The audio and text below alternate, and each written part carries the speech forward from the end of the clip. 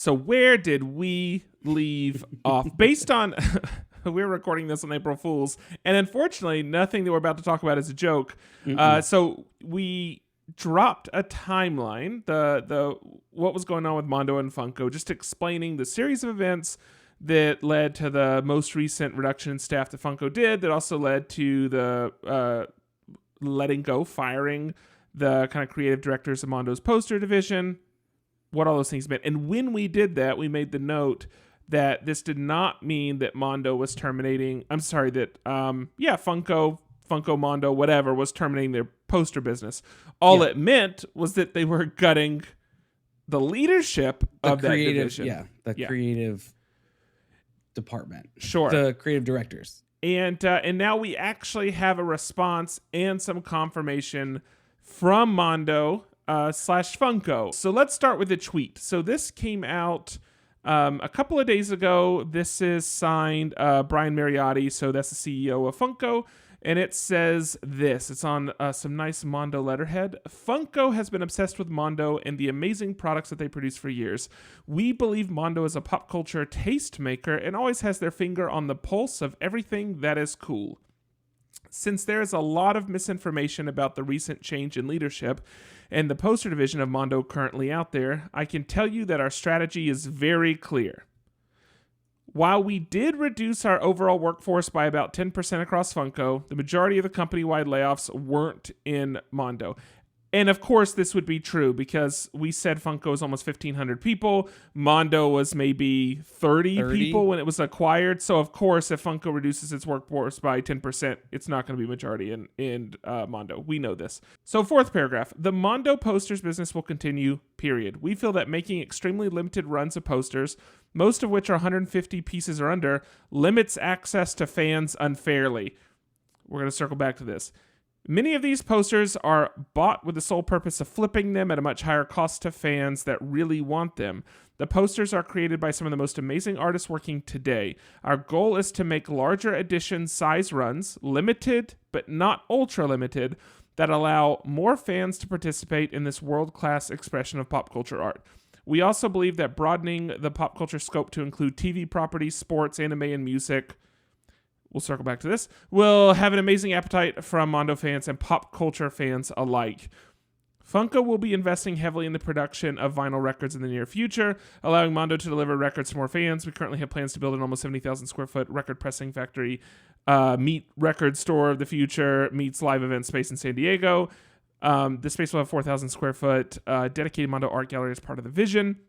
Funko is also going to great lengths to invest heavily in some of the most amazing licenses around to build out the portfolio of pop culture for Mondo's high-end collectibles division. These are dream licenses that Mondo has wanted to work with for a long time but was unable to due to financial restrictions before we acquired them.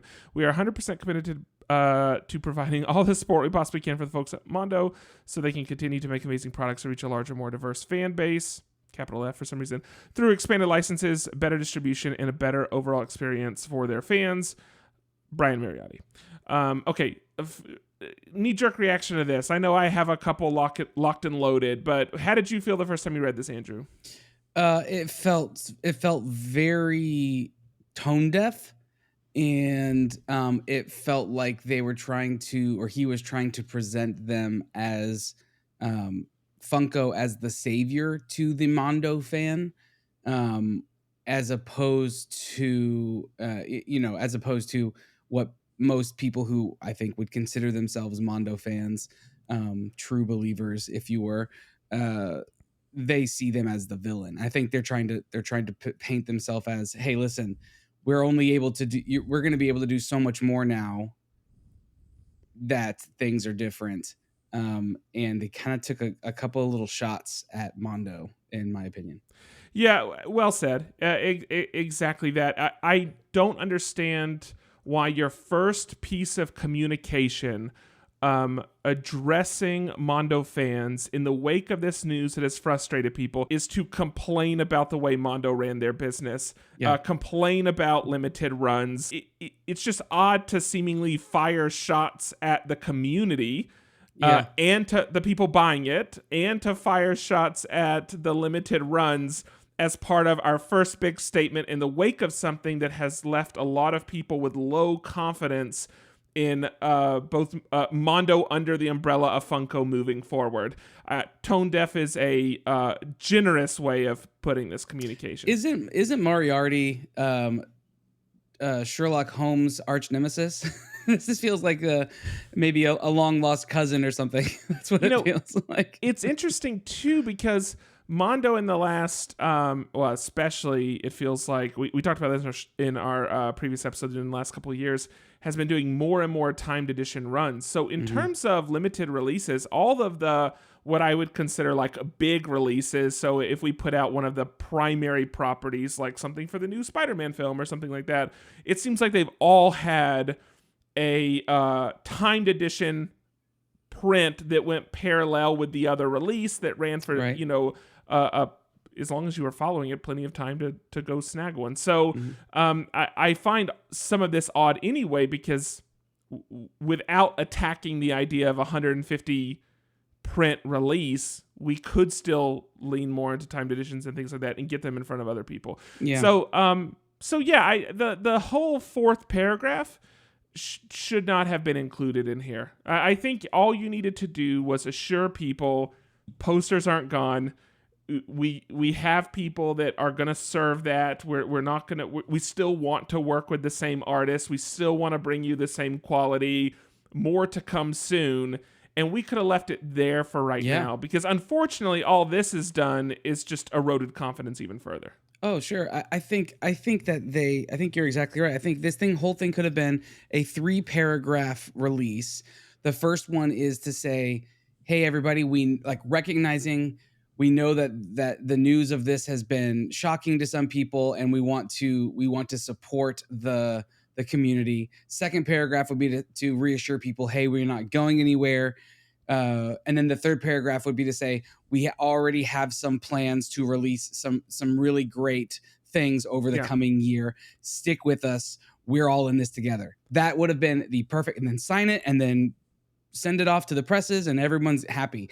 This is a doubling down. This feels completely like you're drawing a line in the sand, and it just feels unnecessarily harsh in my mind. Yeah, and the other thing I wanted to circle to, going down to paragraph 6, I don't know, I can't count.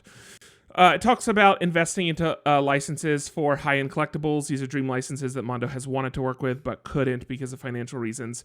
Two notes here.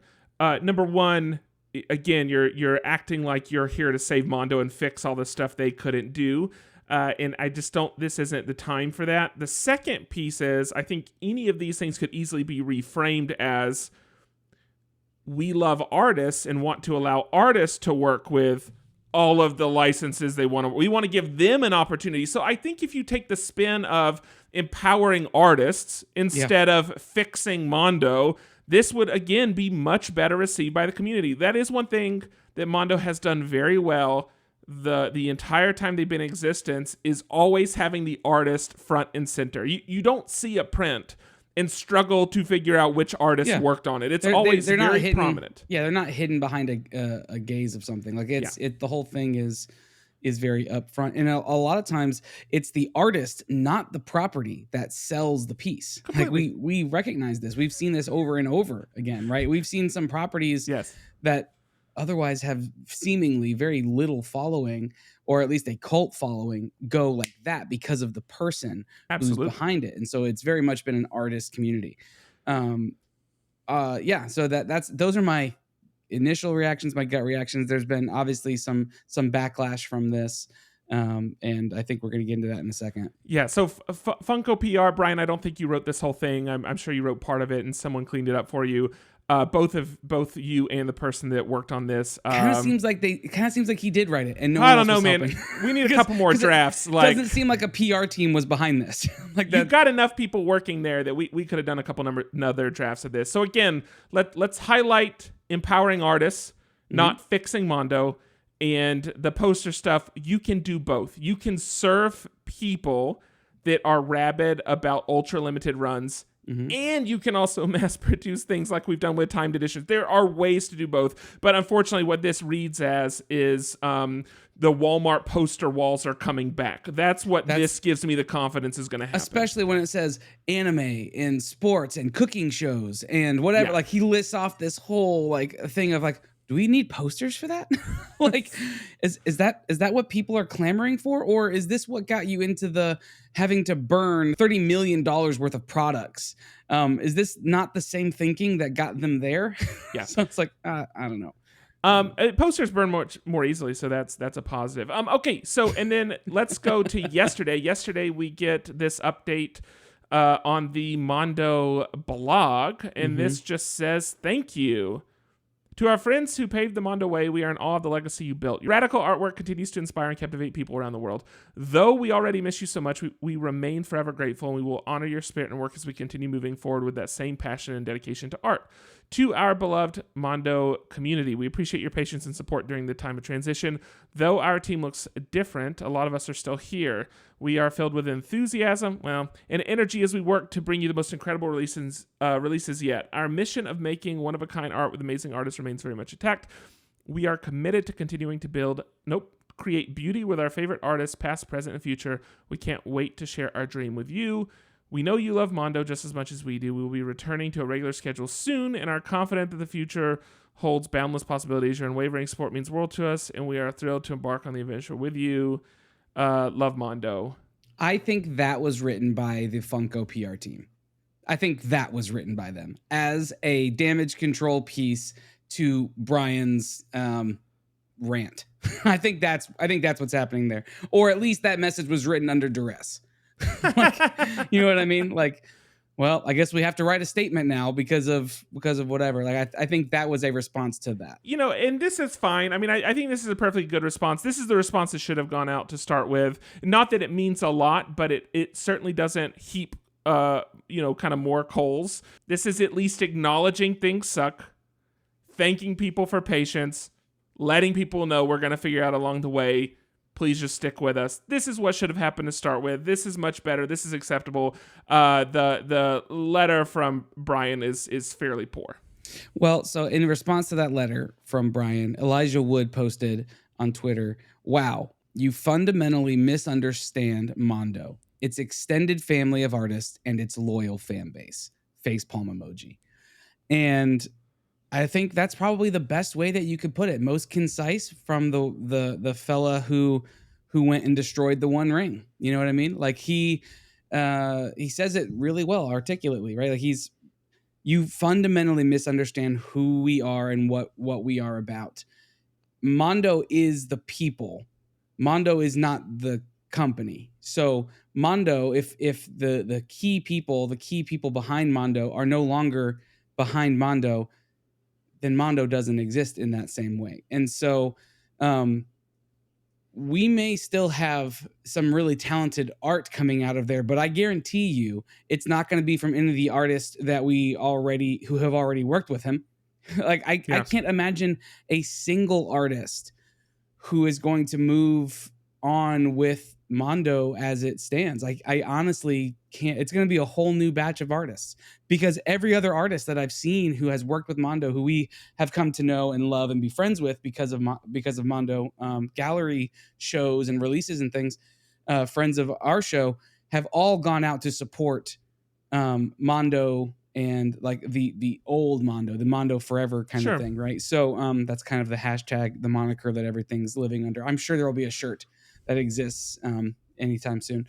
But I think that's indicative of what's going to happen, right? Like they fundamentally misunderstand what this is about, so clearly so in that message. And good luck to them, I guess, seeing who's going to be doing work with them. And it almost feels like there's, again, that line is drawn in the sand. And I wonder if there's like in the union, like the picket line, when somebody steps over the line, they become a scab or whatever. Like I wonder if there's an artists union line now that's been drawn, and whoever, like it's just been now, they've just been blacklisted.